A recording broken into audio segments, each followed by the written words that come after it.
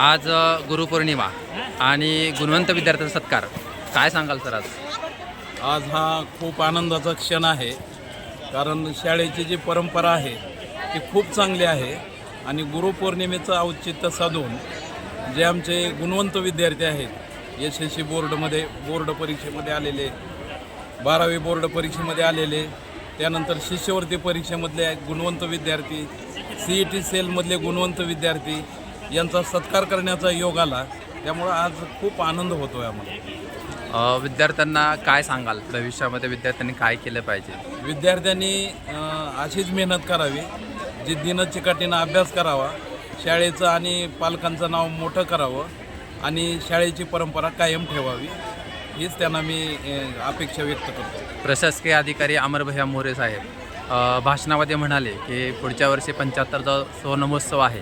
निश्चितच आमच्या ह्या शाळेमधून 10वीमध्ये 75च्या पुढे 95% पुढे विद्यार्थी जातील आणि त्याच्यासाठी मग आपण काय प्रयत्न कराल? आम्ही शाळेमध्ये ज्यादा तास घेत आहोत, विद्यार्थ्यांच्या ज्यादा परीक्षा घेत आहोत, त्याच्यानंतर विद्यार्थ्यांना जास्तीत जास्त स्वाध्याय देणं, होमवर्क देणं आणि विद्यार्थ्यांच्या शंका ज्या काय असतील त्या सोडवणं आणि आमचे सगळे शिक्षक विद्यार्थ्यांच्या अडीअडचणी सोडवण्यासाठी तत्पर आहेत आणि त्यामुळं विद्यार्थी अभ्यास करतील आणि निश्चितपणानं आम्ही हे उद्दिष्ट पूर्ण करू असं मला विश्वास वाटतो. धन्यवाद सर. वडील शिक्षक आणि तुम्ही शिक्षणाधिकारी, काय वाटतं? खूप छान हा योग आहे.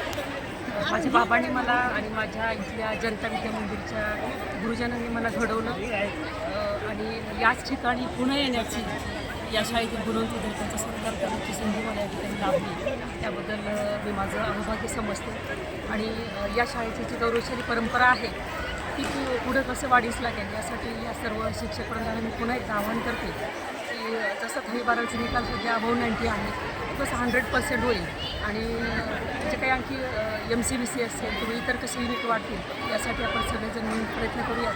आणि या ज्या गुरुजनांनी ही शाळा वाढवली त्यामध्ये मोहिले सर आहेत, माझे बाबा कुंभार सर आहेत, गुळकुंडे सर आहेत, कुलकर्णी सर आहेत, नारकर सर आहेत, माझे गुरुवर्य सर्व रिटायर झालेले. या सर्वांची परंपरा इथल्या सर्व शिक्षक वृंदांनी जोपासलेली आहे.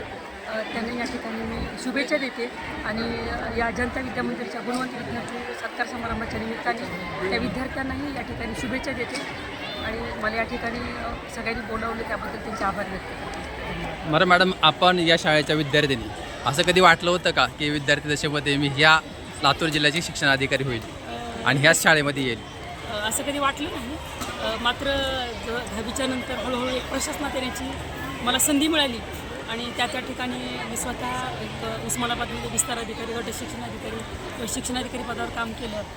करत असताना इथून जी बीजं मला मिळालेली होती, एक चांगली नैतिक मूल्याची शिक्षण त्या जनता विद्या मंदिरमधून मला मिळाली होती, ती तिथं जोपासली आणि वेगवेगळे उपक्रम, विविध तालुक्यामध्ये शिष्यवृत्तीचे उपक्रम किंवा विद्यार्थ्यांच्या अंगी जे राष्ट्रीय मूल्य आहे ते जोपासण्याचे उपक्रमही राबवले आणि एक चांगला विद्यार्थी घडवण्याचं भाग्य मला माझ्या प्रशासनातील अधिकाऱ्यांनी मला लाभलेलं आहे. बरं, आपण जनता शाळेसाठी आणि मुरुडच्या शाळांसाठी काय कराल?